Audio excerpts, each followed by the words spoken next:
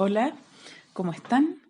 Voy a presentarles en este video un avance sobre los verbos. Hasta el momento hemos estado viendo solamente verbos en su forma presente, modo indicativo, pero ahora vamos a estudiar los modos, nuevos modos de los verbos también en presente, pero en imperativo y en infinitivo voz activa.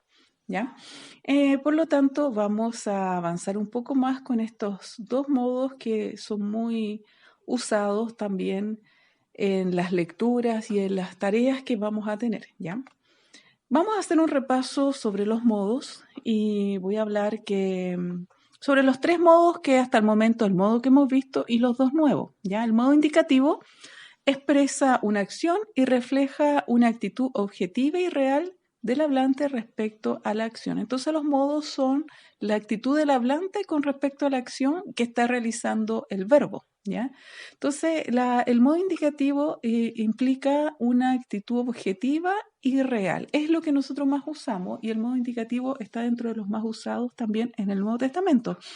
Pero hay otros modos también, que es, por ejemplo, el modo imperativo, que expresa una orden, una exhortación, un consejo, un ruego, ¿ya?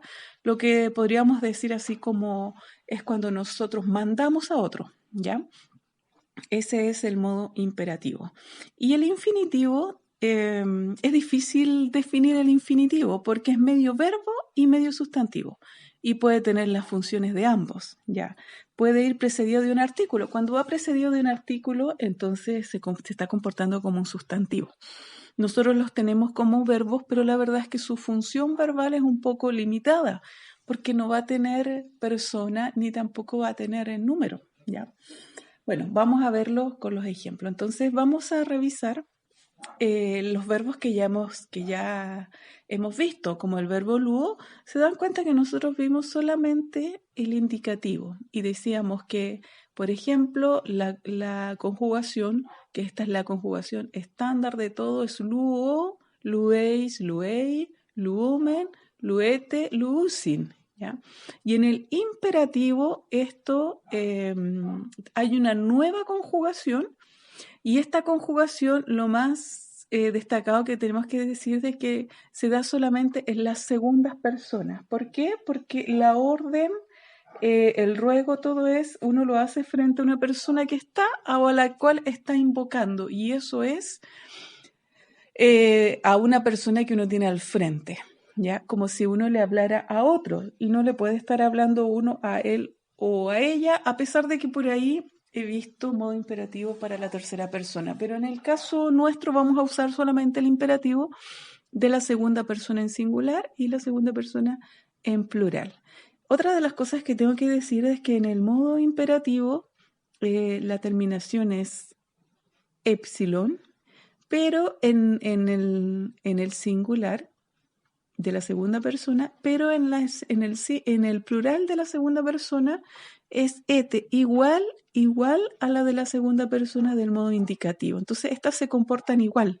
Por lo tanto, el contexto me va a decir a mí si lo que estoy diciendo es una frase imperativa, una oración imperativa, o estoy diciendo algo en su modo indicativo, ¿ya? Finalmente, el modo infinitivo lo tenemos acá y la terminación es ein, ¿ya? Y como yo les decía, no tiene ni persona ni tiene número. O sea, no tiene primera ni segunda ni tercera persona y tampoco tiene el número ni singular ni el plural, ¿ya? Entonces, lo que tenemos que aprender no es tanto. Por lo tanto, a sus fichas tienen que agregarle esta nueva información. Ya, vamos a ver la forma imperativa e infinitiva también del verbo eimi. Aquí no podemos deducir nada. Desgraciadamente, el verbo eimi se comporta en forma irregular. Lo único regular que tiene acá es que se parece la forma plural a la forma del imperativo, se va a parecer al indicativo, ¿ya? Pero fíjense en el acento. En el modo indicativo es este y en imperativo es este. Por lo tanto, se ve a simple vista igual, pero no es igual, ¿ya?